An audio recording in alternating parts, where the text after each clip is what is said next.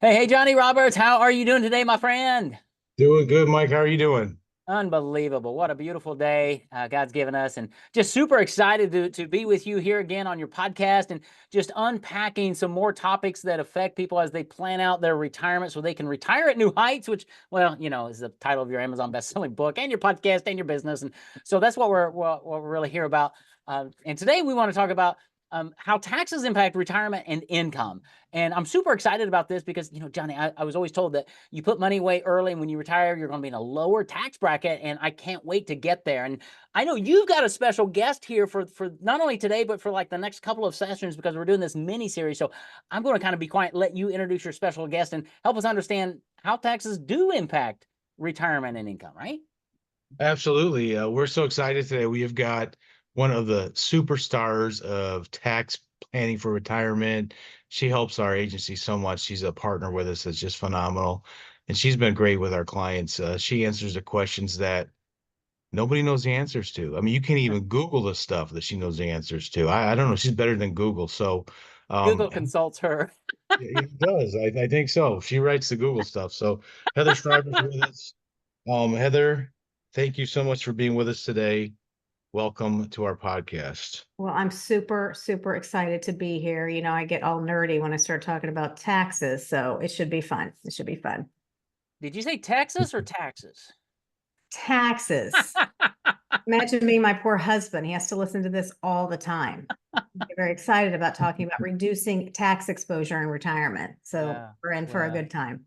what a great topic. Yeah. I can't wait. John, I'm going to let you go because I'm sitting here waiting to take some great notes to see how this thing turns out. So it's all yours, buddy.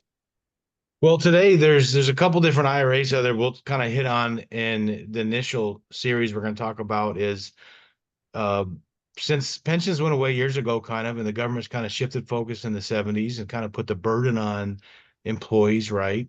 We went to the IRA world back the what we all know mostly is 401ks, 403bs. And we have two types of IRAs, right? We have the pre-tax, which is the famous um, Traditional version, right? traditional IRA, and Mhm. then we've got these Roth IRAs. So tell us about kind of the beginning of the pre-tax traditional IRA concept. Why did they come about, and what's the good things about them? I guess first on the tax part of it. What's good about those initially? Yeah, I mean, initially, you kind of said it at the beginning, is that the idea is and has always been the assumption that when we're working, we're going to be in a higher tax bracket than when we retire. And so the idea behind any pre-tax retirement account, whether it's a 401k where you can generally contribute more versus a traditional IRA, is that when you take it on a pre-tax basis or contribute to it on a pre-tax basis, then what's happening? Well, then you're deducting that contribution from your income currently. So if I'm making a $7,000 contribution, a deductible IRA contribution, that I'm able to reduce my income by that much now. So in theory, if I'm working, then that helps me reduce my overall taxable income this year. The idea then would be, it grows tax deferred, just like a Roth IRA does. It grows tax deferred. And then later on, when I take distributions, and at some point, now they keep kicking this can down the road with required minimum distributions, but at some point, when I take that money out, I'm going to be in a much lower tax bracket. So the benefit is currently you get a reduction or you get a deduction for the amount that you put in, which conceivably lowers your income tax now. But later you're having to pay taxes when you withdraw it. If you think that you're going to be in a lower tax bracket when you retire, then that is the better choice versus doing a Roth IRA, which is the alternative. The question has always been, and I've been around since forever, the dinosaurs. I've been doing retirement advanced planning for 31 years this year, 32 maybe even. And so it used to be the old notion of, defer as much income as you can, by taking pre-tax assets later, as late as you possibly can. Back then it was 70 and a half when you were required to deduct income as much as you can now, get the tax deduction up front, which is what you'd get on a pre-tax 401k deferral or an IRA contribution, a traditional IRA where you deduct it. Defer, deduct, and delay, right? Delay taking those pre-tax assets out. So that's always sort of the mantra we had when I was learning back in the day. And now it's sort of shifting, because what are we seeing? Well, we're in a lot of debt. The change has been made from pension plans to having people save for their own retirement. So there's a shift in the way people are having to save. And there's also been a shift in this whole idea of the Roth concept. Why do you think that is? Why do you think Congress said, hey, this Roth thing is a pretty good gig? Because it brings tax dollars in today, right? So there's a shift in where we think taxes might go, as opposed to years ago when it was looked really nice to say, oh, let me deduct it now where my taxes are going to be higher. The question becomes, do we think our taxes will be lower or higher in retirement? If we think that's the case, do we think taxes are going to go up or down? That's the real question behind the benefit of a traditional IRA or a traditional 401k, where you're putting your money in, you're contributing to that account on a pre-tax basis. It works the exact same way in terms of taking the deduction up front, paying taxes later, right? Wow. So another thing that, not being a skeptic of anything or negative over here, but so you put in your money, the company matches say 3%. Right. So all the money the company puts in, plus all the interest that money makes, Right. are you taxable on that too? Yep. So all of that's growing tax deferred. Right. The laws have shifted recently because we've had Secure 1, Secure 2. We've had all of these different changes where that could possibly go on the Roth side. But yes, in a traditional sense, what we're accustomed to for as long as we've had 401ks, for example, you're talking about the match. Yes, it's always been that any match contribution, irrespective of whether you were putting your contribution in on the traditional side, taking an upfront deduction, or whether you were doing what's called a designated Roth election, which we'll talk about in a second, but it was always pre-tax. So all of that money was growing tax deferred.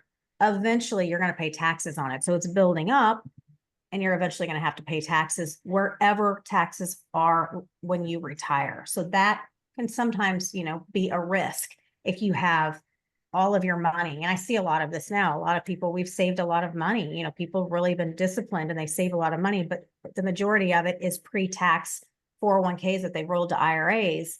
Now they're sort of crossing their fingers saying, okay, what is legislative? This is legislative risk, right? This is what are we going to do with tax rates? What's going to happen 5 years from now, 10 years from now, when I retire? Is it going to be for me or against me? Are tax rates going to go up or are they going to go down? Right. So that's kind of the risk that you take when you have a majority of your money in a pre-tax retirement account.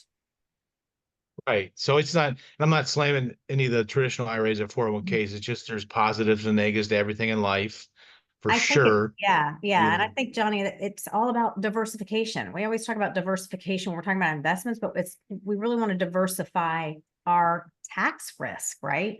So that's why, if we've got a lot there, then that might make sense to, well, maybe we do start putting some money on the Roth side. We do Roth conversions or something before retirement to sort of mitigate having all of our eggs in that one basket of knowing that, gosh, whatever happens when I need to start drawing down, whatever is in play then, what Congress has done as far as tax rates, tax laws, whatever, then that, I have to be worried about that if I have everything that's going to be taxable in retirement. Yeah, I've worked with so many clients, and man, I've talked to you and emailed you on so many different situations, right?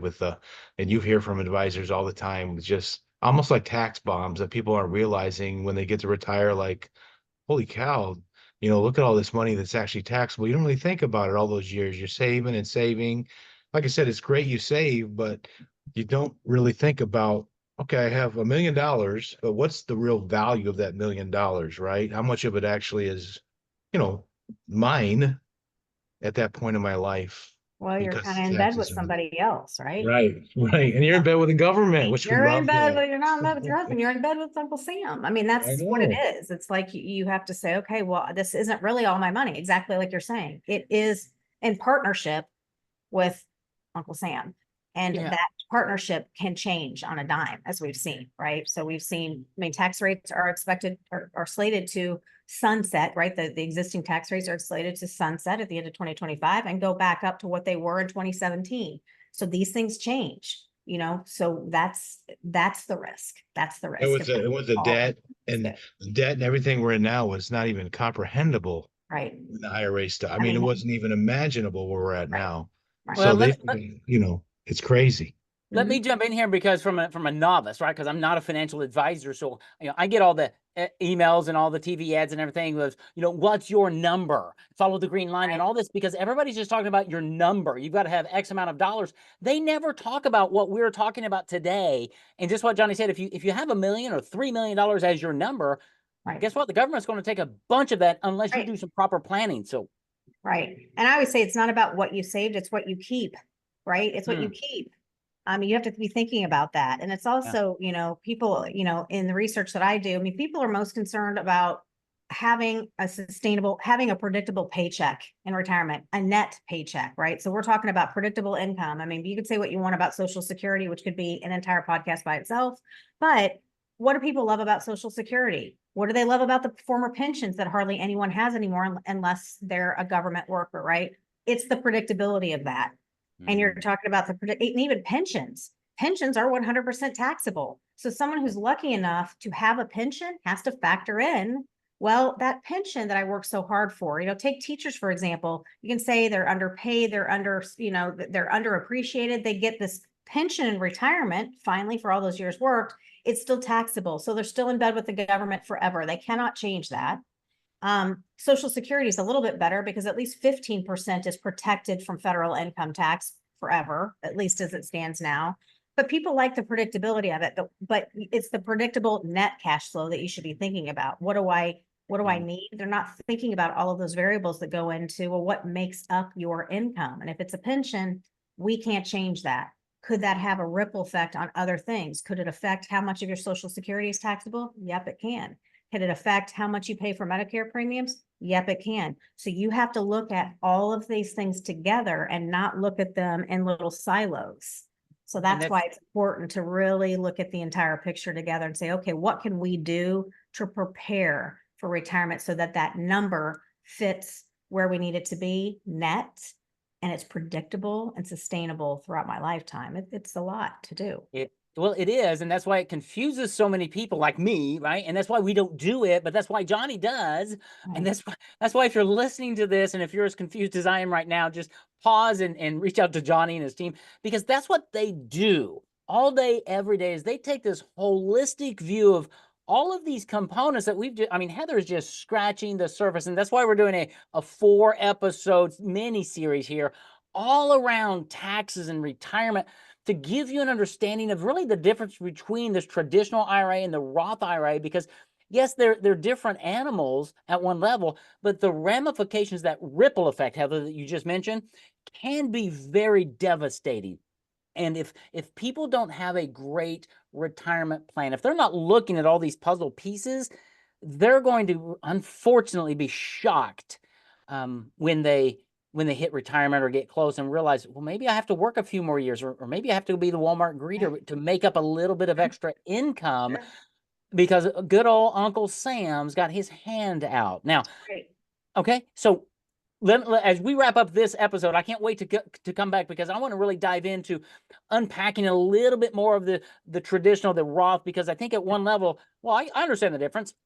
Well, there's a lot of other things in the age changes of RMDs and all those kinds of things that unpack around all of this stuff that people need to understand, that, well, Johnny and his team, that Heather's part of that team, they understand this stuff. They swim in this ocean every day, and they can really help you put together a great retirement plan so that you can retire at new heights. That's what we really want, so that you can have that peace of mind and that the lifestyle that you're really interested in. So, Heather, this has been super exciting. Johnny, I know you Awesome. probably have as many questions as I do. So we're going to wrap up this episode, and we're going to come right back with another episode with Heather Schreiber. I'm calling you the retirement tax expert.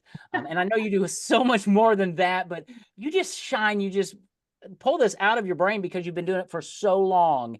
And I'm so excited to have you here. So hang on, everybody. Make sure you tune into the next episode, because we're going to dive a little bit deeper and really just help you understand the difference of these different animals, but how you can prepare to retire at new heights and have the retirement that you really, really have worked hard to get. So Thanks for being here, Johnny. Great podcast. If you want to reach out to Johnny, Retire at New Heights is his company name, his Amazon bestselling book, his podcast. Reach out to him, see how he can help you put together a great retirement. Looking forward to the next episode, folks. We will talk to you then. See you, Mike.